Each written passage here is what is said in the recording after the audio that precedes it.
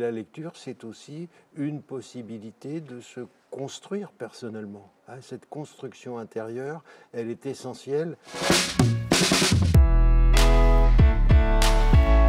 Les enfants qui ont des difficultés avec les apprentissages, qui bien souvent n'aiment pas la lecture, ont un monde interne souvent un peu pauvre, un peu chaotique, ont du mal avec leurs propres images, avec leurs propres représentations, d'alimenter le sens de ces récits qu'ils peuvent lire. Oui, et c'est ici qu'il est particulièrement important de les aider avec ces grandes questions humaines.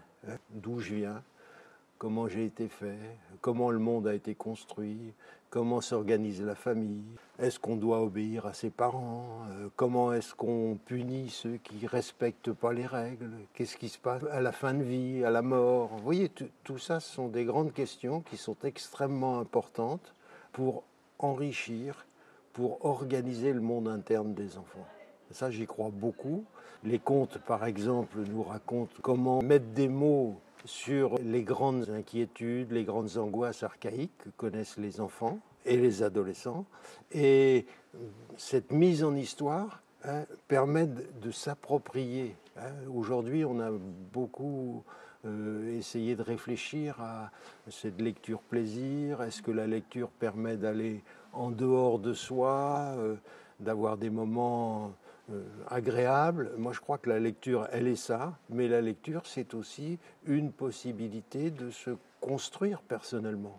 Cette construction intérieure, elle est essentielle. On voit bien comment ceux qui arrivent à l'école avec cette difficulté un petit peu singulière, qui n'ont pas réussi à construire ce monde intérieur, vont avoir du mal à entrer dans les apprentissages. Et il n'y a pas que la lecture.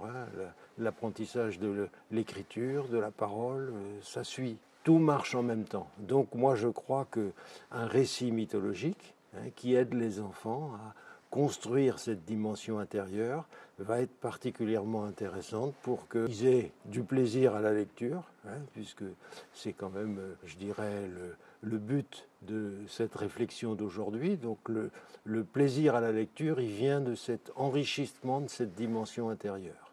Et je crois que la restauration de la capacité à penser, qui est particulièrement utile pour mieux travailler en classe, en tout cas pour ne pas être en échec scolaire, ça passe par là.